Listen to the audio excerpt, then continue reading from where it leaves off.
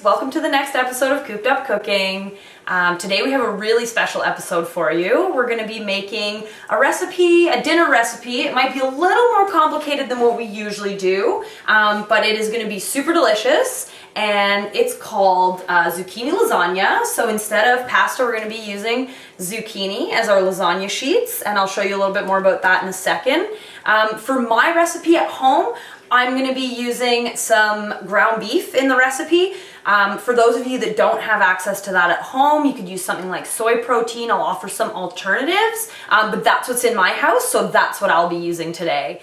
Okay guys, so as I mentioned before, we're going to be using zucchini as our lasagna noodles. So your first step for that is you're going to want to cut up yours. I've already done mine in about 1/2-inch slices. So something about this, if you can tell what that is, my hands for scale. And then you're going to want to set your oven to 400 and you're going to roast them off for about 30 minutes. You might want to do less time if you've cut them really thin, but if they're thicker, you want it golden brown. So gauge it by that and keep your eye on it. Put it in for 30, check it at 20, all right? You know, just be hands-on and be aware. Now, the next step is we're actually just going to brush them with a little bit of olive oil. And actually, I need to mention, the first thing that I did after I cut them up, I salted them. So I salt them and then I press them on some paper towel or a kitchen towel, clean kitchen towel, and that will release a lot of the liquid from them, and that's going to make it so that your lasagna doesn't have a pool of water in the bottom, okay? So that's a really important step. Don't skip that, all right? Second thing you're going to do is just brush them gently with a bit of oil on both sides.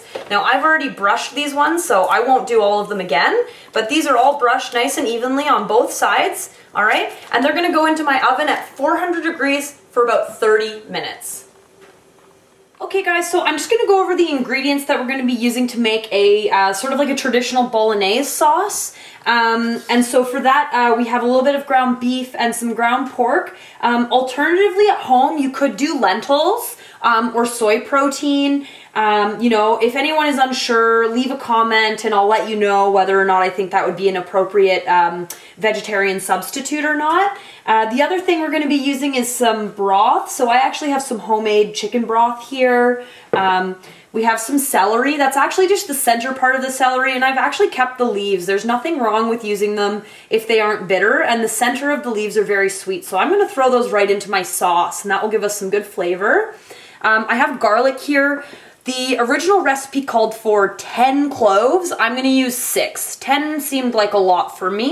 If you love garlic, do 10 cloves. I love garlic, but this seems like a good amount for me. I've also got a whole onion, just diced roughly, so you can do that ahead of time as well. And then we also have a little bit of cream here. You could use cream or milk, no big deal. Recipe called for milk, we're using cream. So again, you can be flexible. I use a recipe as a guide. I don't use it as a strict rule, if you're comfortable enough, all right? And that's what I want to do, guys. I want you to be comfortable. We also have some red wine. If you don't have red wine at home, you could use white wine. If you don't have white wine at home, you could use a splash of vinegar. You wouldn't use as much. Red wine vinegar would be a great substitute. Kind of any alcohol would be a great substitute. But again, if you're unsure, leave a comment. I'll let you know what I think. And if for reasons you cannot use alcohol in your cooking, just skip it. But know that you won't get that same depth of flavor because that alcohol is going to really help to depthen the flavor in your sauce.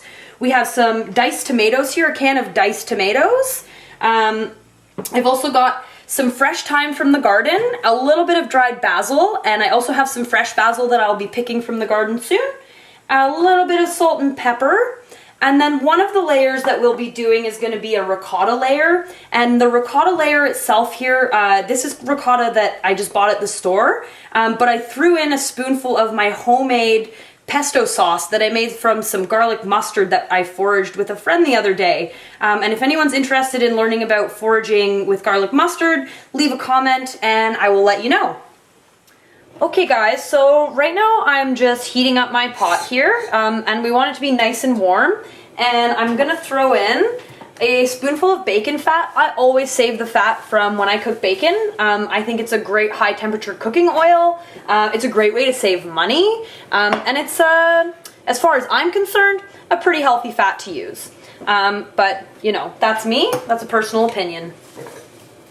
And we're just gonna let that melt and get to a nice high temperature, because when I put my onions in, I wanna hear them sizzle. So something that I always do to make sure if my pot's hot enough, sometimes I'll stick my hand over the top and feel it and go, oh, it's not quite hot enough. But if you can't tell, just take a little piece of onion and throw it in.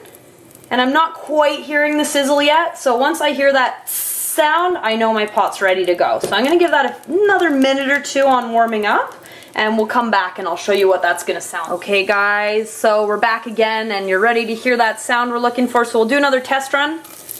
Oh, and I can hear that sizzle, so I'm just gonna dump my onions in. And I'm also gonna put my celery in, and we're gonna let that saute a little bit. I'm not gonna add the garlic quite yet, and the reason I'm not adding the garlic yet is because it will burn a lot more quickly than my celery and onion. And in with there, I'm actually gonna just throw in a pinch of salt. That will help these release some of the liquid, and it'll sweat them off quicker and help them to brown. Okay guys, we're back again, and these guys have been sauteing for about 2 minutes. They're translucent, or that's what we're going for. They're almost there. And I'm gonna throw in my garlic now so that it can get a little bit cooked and just bring out that flavor. So again, I did 6 cloves, not the 10 that my recipe called for. I'll post the original recipe and I'll post my version next to it, all right? And then you guys can do what you want and play with it and understand sort of a little bit more about how I change and alter recipes myself at home. So that's gonna saute for 30 seconds to a minute. We don't want the garlic to burn. That's why we do it closer to the end there, because it will burn and it'll bring out a bitter flavor in the garlic. You just want it sauteed. Then I'm gonna add in my ground beef, and we're gonna brown that off. And we want that pot nice and hot, so that gets a bit of color on it. And we're also gonna add in our ground pork. And again, if you at home are doing a vegetarian alternative, you won't need to add it in at this moment. You'll actually just saute off your veggies, make your tomato sauce, and then throw in your lentils or soy protein alternative, okay? So again, if anyone wants suggestions for that, hit me up. I'm happy to help.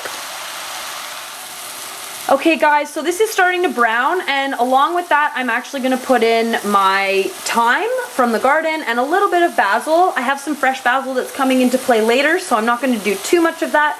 And I am gonna dump in the rest of my salt and pepper while that meat browns off, okay? And we're just gonna let that cook and brown. Okay guys, we're back again at our favorite scene, looking at a pot, but this is the best I can think of.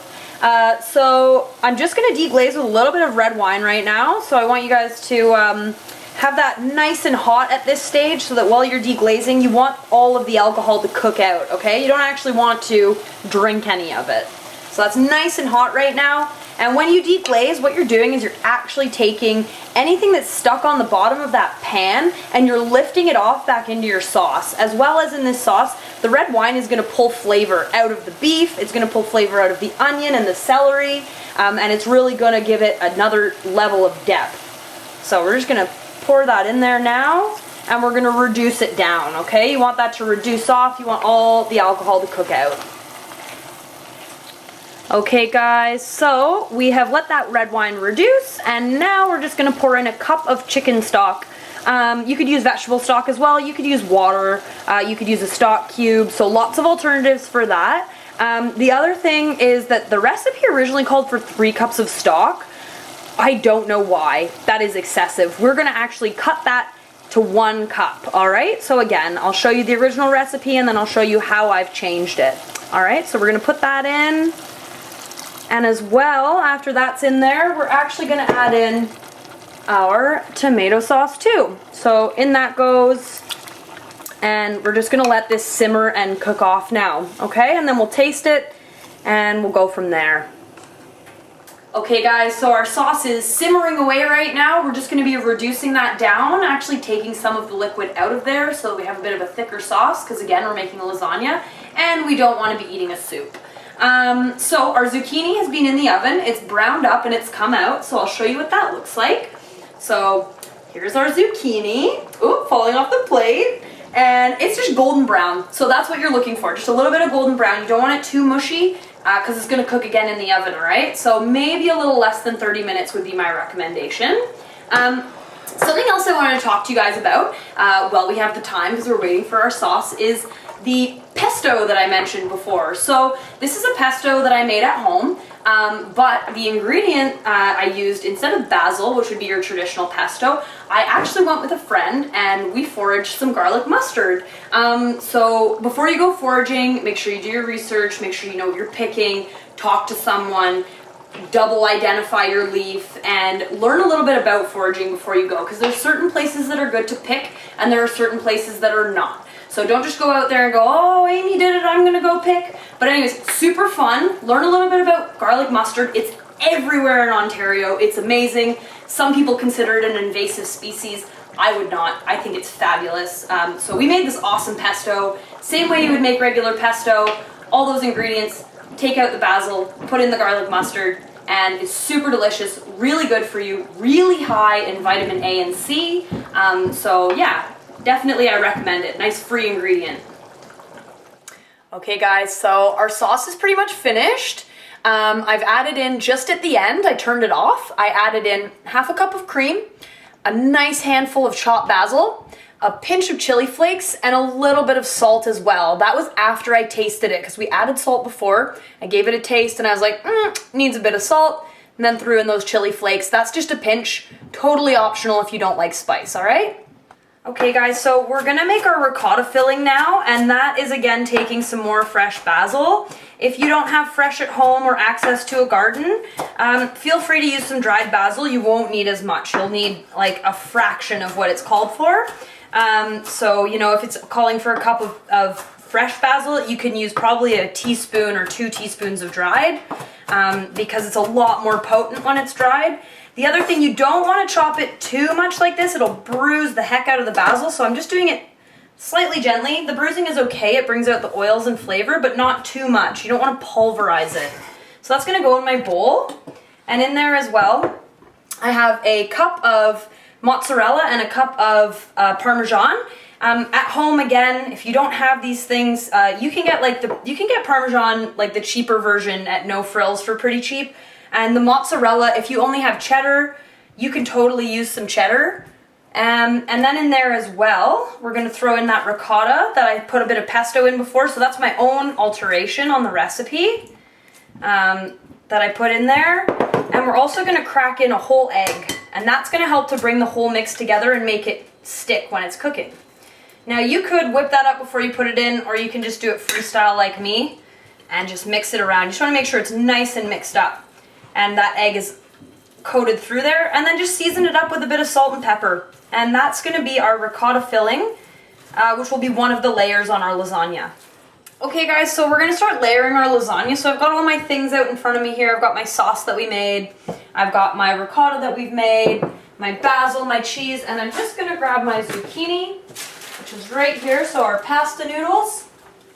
I'm just going to pop those next to me. So I've got that all out in front of me, so we can just bang this together now. And we're just going to put a few scoops of sauce in the bottom to start, and then we'll do our first layer of noodles. And then we're just going to put these guys in.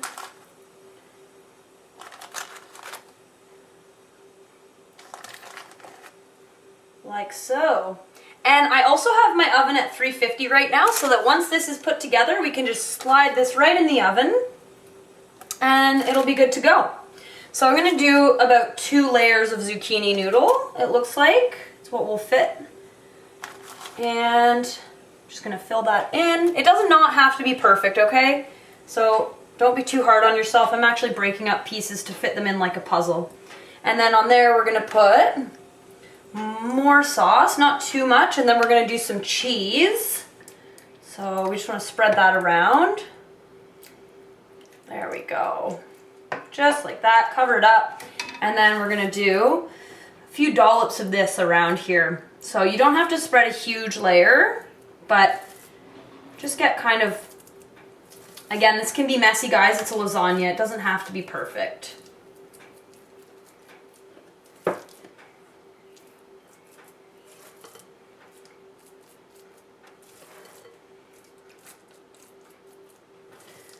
Okay, and then after this cheese layer, we're going to do a little bit more of that zucchini.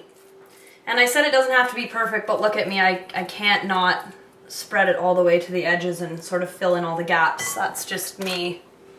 So again, we're gonna come in with our zucchini slices here, and we're just gonna fill that along, and we're gonna do some more sauce, and then we'll end up with a nice layer of cheese on the top there, and we're just gonna bake that in the oven. Ooh. Okay, I've ran out of zucchini noodles. No big deal, I'm just gonna spread these out a little bit. It's not gonna be perfect, but that's okay. There we go. There we go. Okay, and then a little more sauce again.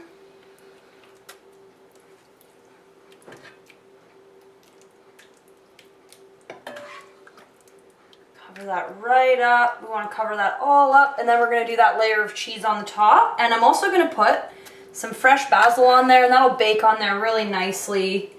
Bit of a garnish. Okay guys, so I'm going to do 2 layers of the basil here. That's just because I really like it. I think it's a nice piece on the lasagna. We're just going to rip up a few pieces, then we're going to put our cheese, and then another layer on top, and that's when I'll pick sort of like my prettiest leaves, because it's kind of like a garnish. And then here we're just going to coat this with the mozzarella. There we go, across the top. And again, like I said, doesn't have to be mozzarella. You could use cheddar. You don't have to always follow the recipe exactly.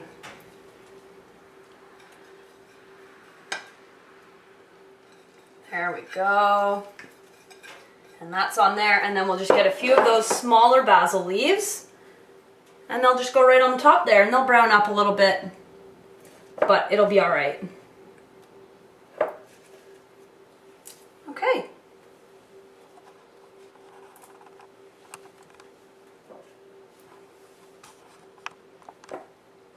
Okay guys, so we have everything put together here. I was hoping to get 2 layers of ricotta in there, but I kind of ran out of space, so we just did the 1 layer of ricotta, but that's okay because we can save that for another day and another recipe. And that's gonna go into the oven now at 350. I'm gonna do this for about 20, 25, 30 minutes. I'm gonna check it at 20, and then if we need to keep going, we're gonna go longer. I just wanna get that melted on the top, and we'll throw it under the broiler to make sure it gets a bit crispy. Okay, we're pulling it out of the oven now. I had it in for 20 at 350, and I did 5 minutes under the broiler there. And we have a nice crispy top on our lasagna. And that we're gonna let sit for a bit, and we'll cut into it in about 10-15 minutes.